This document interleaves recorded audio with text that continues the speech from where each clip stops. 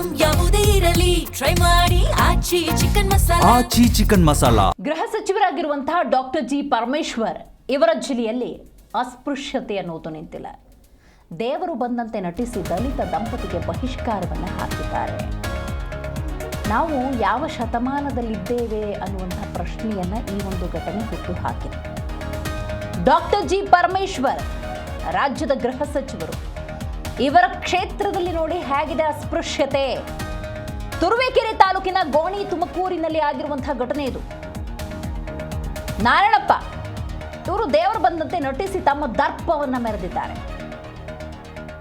ದಲಿತರಿಗೆ ಪ್ರವೇಶವಿಲ್ಲ ಅಂತ ಗದರಿದ್ದಾರೆ ನಾರಾಯಣಪ್ಪ. ಅಂದ್ರೆ ನನ್ನ ಮೈ ಮೇಲೆ ದೇವರು ಬಂದ್ಬಿಟ್ಟಿದೆ, ದೇವರ ಸಂದೇಶವನ್ನು ನಾನು ನುಡಿತಾ ಇದ್ದೀನಿ, ದಲಿತರಲ್ಲಿ ಪ್ರವೇಶವನ್ನು ಪಡೆದುಕೊಳ್ಳೋ ಹಾಗಿಲ್ಲ ಅನ್ನುವಂಥ ಸ್ಪಷ್ಟ ಸಂದೇಶವನ್ನು ಕೊಟ್ಟಿದ್ದು ನಾರಾಯಣಪ್ಪ.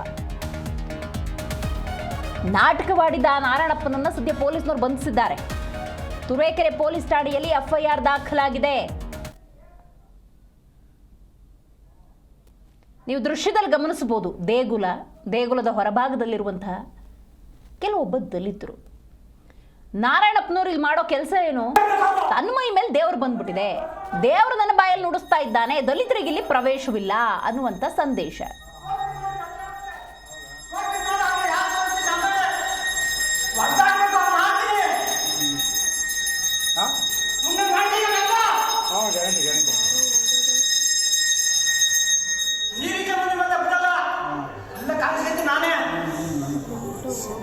ಸುಮ್ಮನೆ ಈಗ ಬಂದಿದ್ದೀನಿ. ನೀವು ಯಾಕೆ ಮಾಮ ಈಗ ಸೆಂಡ್ ಮಾಡ್ತೀನಿ.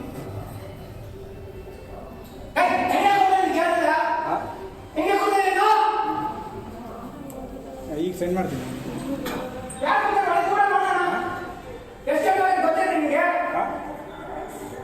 ಹಾಂ ಸರಿ ಬರ್ತೀನಿ ಹೊರಡಿ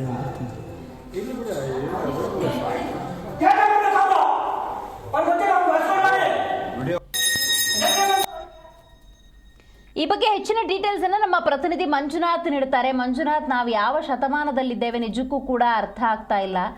ನೋಡಿ, ಅಲ್ಲಿ ನಾರಾಯಣಪ್ಪನವರು ದೇವರು ಬಂದಂತೆ ನಟಿಸಿರೋದು ಗೊತ್ತಾಗ್ತಾ ಇದೆ. ಅದು ನಟನೆ ಅಂತ ಹೆಂಗೆ ಗೊತ್ತಾಯ್ತು? ಪೊಲೀಸ್ನವರು ಯಾವ ಆಧಾರದಲ್ಲಿ ಬಂಧನವನ್ನ ಮಾಡ್ತಾರೆ? ದಿವ್ಯ, ಇದು ಕಳೆದ 20ನೇ ತಾರೀಕು ಒಂದು ಸಂಜೆ 5 ಗಂಟೆ ಸುಮಾರಿಗೆ ಈ ಒಂದು ಘಟನೆ ನಡೆದಿರ್ತಕ್ಕಂಥದ್ದು.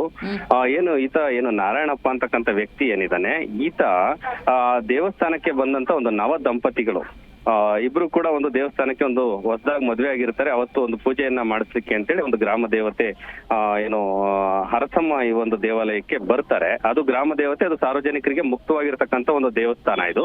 ಈ ದೇವಸ್ಥಾನಕ್ಕೆ ಬಂದಂತ ಸಂದರ್ಭದಲ್ಲಿ ಅಲ್ಲಿದ್ದಂತ ಒಂದು ಸವರ್ಣೀಯ ವ್ಯಕ್ತಿ ನಾರಾಯಣಪ್ಪ ಅಂತಕ್ಕಂಥ ಈ ವ್ಯಕ್ತಿ ಏನಿದ್ದಾನೆ, ಈತ ಅವರನ್ನ ಹೊರಗೆ ಕಳಿಸೋದು ಹೇಗೆ ಅನ್ನುವಂತ ರೀತಿಯಲ್ಲಿ ನೇರವಾಗಿ ಹೇಳಿದ್ರೆ ಅವ್ರಿಗೆ ಸಮಸ್ಯೆಗಳಾಗ್ಬೋದು ಅನ್ನೋಂತ ನಿಟ್ಟಿನಲ್ಲಿ ಈತ ನಾಟಕ ಆಡ್ತಾನೆ.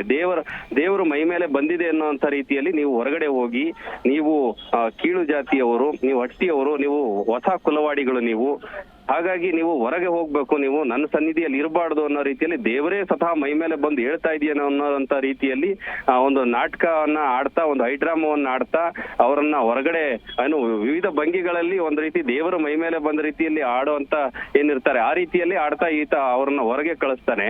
ಅಲ್ಲಿ ದೇವಸ್ಥಾನದ ಒಳಗಡೆ ಇನ್ನಷ್ಟು ಜನ ಅಲ್ಲಿ ಇರ್ತಾರೆ, ಅವರೆಲ್ಲರೂ ಕೂಡ ದೇವ್ರ ಮೈ ಮೇಲೆ ಬಂದಿದೆ, ನೀವು ಹೊರಗಡೆ ಹೋಗಿ ಅನ್ನೋಂತ ಮಾತನ್ನ ಕೂಡ ಹೇಳ್ತಾ ಇರ್ತಾರೆ. ಜೊತೆಗೆ ಅವರೆಲ್ಲರೂ ಕೂಡ ಅಪಹಾಸ್ಯ ಮಾಡುವಂತ ರೀತಿಯಲ್ಲಿ ನಗ್ತಾರೆ.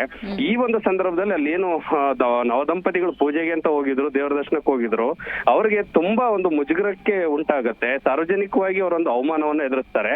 ಹೀಗಾಗಿ ಅವರು ಈ ಒಂದು ನವದಂಪತಿಗಳ ವಧು ಇದ್ರು, ಆ ವಧುವಿನ ಅಣ್ಣ ಜಗದೀಶ್ ಅಂತಕ್ಕಂಥವ್ರು, ಅವ್ರು ಅದೇ ಗ್ರಾಮದವರು.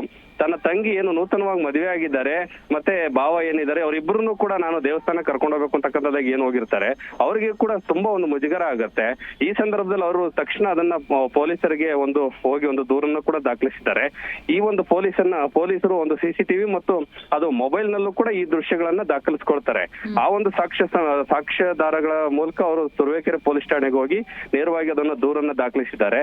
ಆ ಒಂದು ಮೊಬೈಲ್ ವಿಡಿಯೋ ಏನಿದೆ, ಆ ಒಂದು ವಿಡಿಯೋವನ್ನು ದಾಖಲಿಸಿಕೊಂಡು ಅದರ ಆಧಾರದ ಮೇಲೆ ಈಗ ಪೊಲೀಸರು ಒಂದು ಅಟ್ರಾಸಿಟಿ ಒಂದು ಕೇಸನ್ನು ಕೂಡ ದಾಖಲಿಸಿಕೊಂಡು ಈಗ ನಾರಾಯಣಪ್ಪನ ಬಂಧಿಸಿದ್ದಾರೆ. ಜೊತೆಗೆ ಅಲ್ಲಿ ಏನು ಸ್ಥಳದಲ್ಲೇ ಇದ್ದಂತ ಒಂದು 4 ಮೇಲೂ ಕೂಡ ಕೇಸ್ ಆಗಿರ್ತಕ್ಕಂಥದ್ದು. ನಾರಾಯಣಪ್ಪ, ಪ್ರಭಾ ಮತ್ತು ಕಾಂತಣ್ಣ, ಅಮೂಲ್ಯ ಪುಟ್ಟೇಗೌಡ ಅಂತಕ್ಕಂಥ ಪದ್ಮ ಅಂತಕ್ಕಂಥ ಇತರರು ಅಲ್ಲೇನು ಸ್ಥಳದಲ್ಲಿದ್ದು ಅವ್ರ ಮೇಲೆ ಅಪಹಾಸ್ಯವನ್ನ ಮಾಡಿದ್ರು, ಅವ್ರ ಮೇಲೂ ಕೂಡ ಈಗ ಒಂದು ಕೇಸನ್ನ ದಾಖಲಿಸಿದ್ದಾರೆ. ಕೇಸ್ ದಾಖಲಿಸಿದ ತಕ್ಷಣ ಈಗ ತಹಶೀಲ್ದಾರ್ ಕೂಡ ಗ್ರಾಮಕ್ಕೆ ತೆರಳಿ ಅಲ್ಲಿ ಒಂದು ಶಾಂತಿ ಸಭೆಯನ್ನ ಮಾಡುವಂತ ಒಂದು ಕೆಲಸವನ್ನ ಮಾಡಿದ್ದಾರೆ.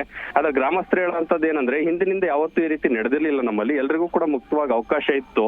ಆದ್ರೆ ನಿನ್ನೆ ಈ ರೀತಿ ಒಬ್ಬ ಏನು ಈತ ನಾರಾಯಣಪ್ಪ ಅಂತಕ್ಕಂಥ ಈ ರೀತಿ ವರ್ತನೆ ಮಾಡಿದ್ದಾನೆ ಅಂತಕ್ಕಂಥದ್ದಾಗಿ ಹೇಳ್ತಾ ಇದ್ದಾರೆ.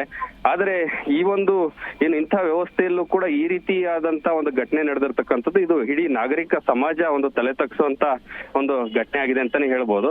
ಅದರಲ್ಲೂ ಕೂಡ ಗೃಹ ಸಚಿವರು ದಲಿತರೇ ಆಗಿದ್ದು, ಅವರು ದಲಿತ ಕೋಟಾದಡಿಯಲ್ಲಿ ಒಂದು ಸಿಎಂ ಸ್ಥಾನಕ್ಕೆ ಅವರು ಕೂಡ ಆಕಾಂಕ್ಷಿದ್ದಾರೆ. ಆದ್ರೆ ಅವರ ಸ್ವಂತ ಜಿಲ್ಲೆಯಲ್ಲೇ ಕೂಡ ಇನ್ನೂ ಕೂಡ ಅಸ್ಪೃಶ್ಯತೆ ತಾಂಡವಾಡ್ತೈತೆ ಅಂತಕ್ಕಂಥದ್ದು ನಿಜಕ್ಕೂ ಕೂಡ ನಮ್ಮ ಒಂದು ನಾಗರಿಕ ವ್ಯವಸ್ಥೆಗೆ ಒಂದು ತಲೆ ತಗ್ಸುವಂತ ಒಂದು ಘಟನೆ ಅಂತಾನೆ ಹೇಳ್ಬೋದು. ಥ್ಯಾಂಕ್ ಯು ನಿಮ್ಮೆಲ್ಲ ಮಾಹಿತಿಗಾಗಿ ಮಂಜುನಾಥ್.